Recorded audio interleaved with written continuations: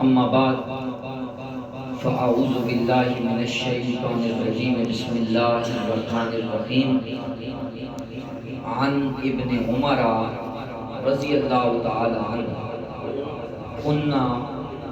فی زمن النبی صلی اللہ علیہ وسلم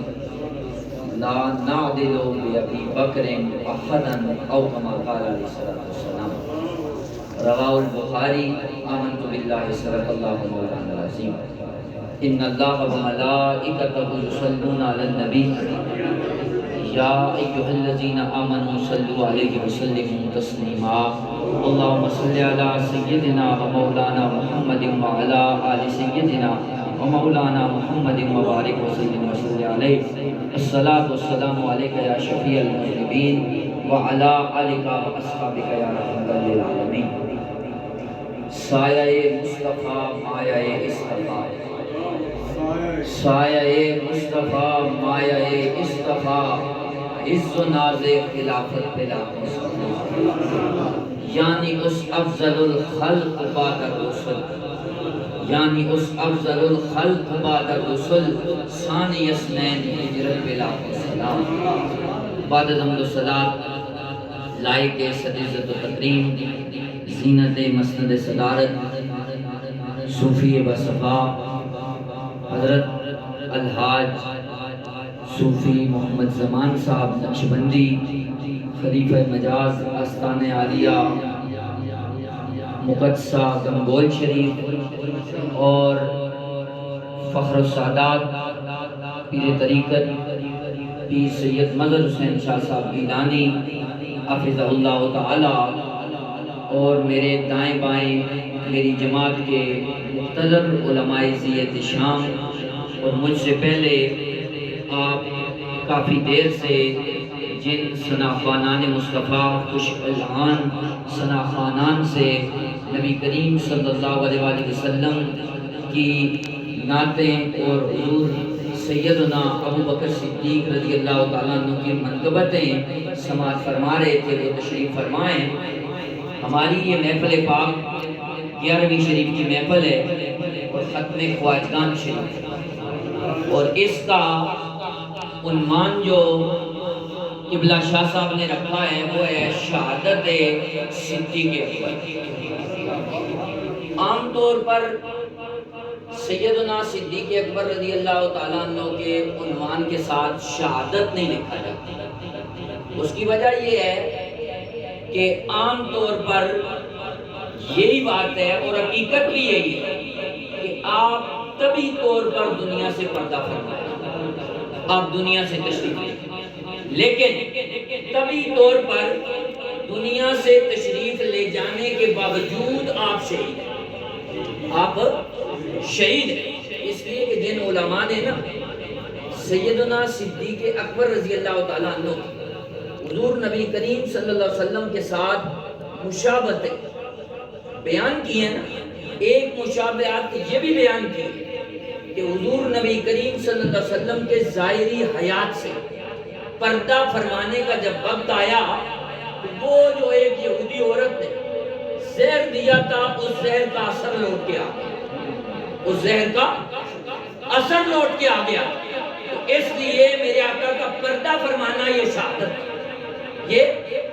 شہادت تک. اسی طرح جب سیدنا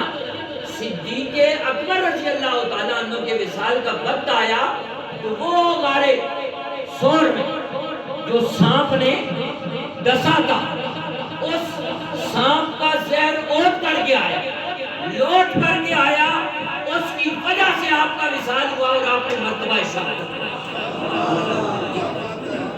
تو اس وجہ سے یہ عنوان بھی کوئی غلط نہیں. وہاں آپ نے دیکھا کہ غار سور میں میرے آقا نے جناب ابو بکر کو کتنا نوازا، جناب ابو بکر کو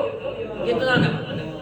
یہی اتنی بڑی فضیلت ہے کہ میرے آقا نے اپنا سر اقدس جناب ابو بکر کی گود میں رکھا، جناب ابو بکر کی گود میں. اس کو ہی نا اگر حکیم الامت مفتی احمد یار خان نعیمی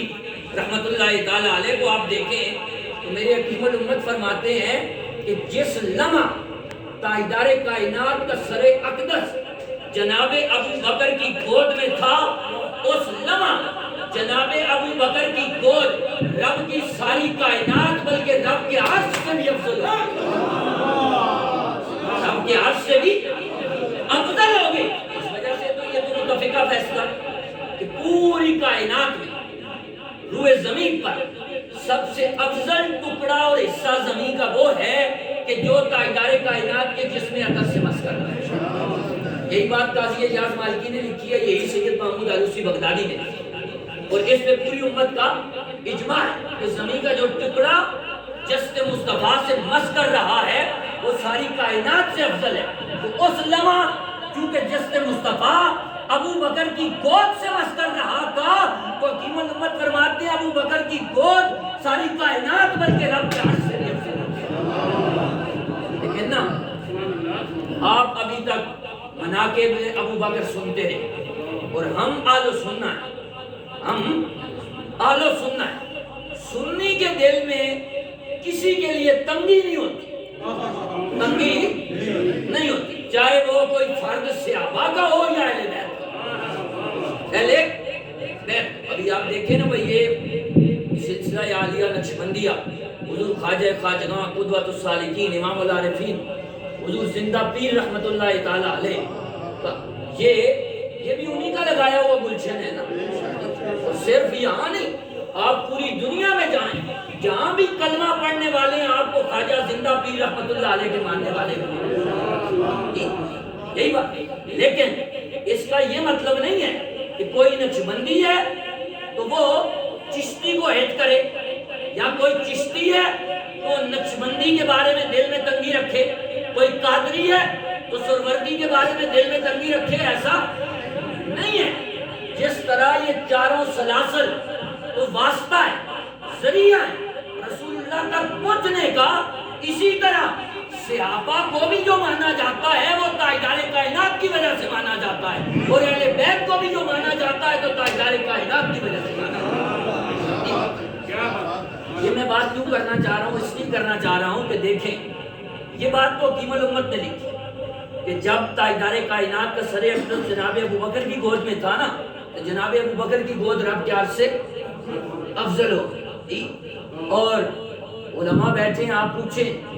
آپ کو بھی یاد ہوگا، یہ تو ہر بندہ بیان کرتا ہے کہ جب حضور مولا کائنات سیدنا علی المرتضیٰ مولا مشکل کشا کرم اللہ تعالی وجہ الکریم کی نماز عصر قضا ہونے جا رہی تھی، اور میرے آقا اس وقت اپنا سر اقدس حضور مولا کائنات کی گود میں رکھ کے آرام فرما رہے تھے۔ تو میں یہ بتانا چاہتا ہوں، سنی ہوں کھلے دل سے کہ اگر اس لمحہ جناب